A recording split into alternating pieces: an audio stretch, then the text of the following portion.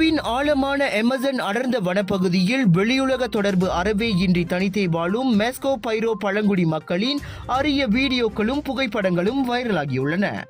கடந்த செவ்வாய்க்கிழமை survival international வெளியிட்ட அந்த பதிவுகளில் ஏராளமான பழங்குடி மக்கள் ஆற்றங்கரையில் ஓய்வெடுப்பதை காண முடிகிறது.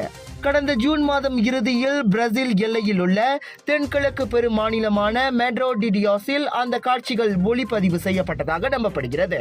அண்மைய சில காலமாக மெஸ்கோ பைரோ பழங்குடிகள் குறித்து அதிகம் பேசப்பட்டு வரும் நிலையில் இந்த பதிவுகள் வெளியிடப்பட்டுள்ளன. அதிகரித்து வரும் வெட்டுமர நடவடிக்கைகளால் மெஸ்கோ பைரோ பழங்குடியினர் தங்கள் பாரம்பரிய நிலங்களில் இருந்து வெளியேறும் நிலை ஏற்பட்டிருக்கலாம் என உள்நாட்டு பழங்குடி உரிமை குழுவான ஃபெனாமாட் கூறியுள்ளது.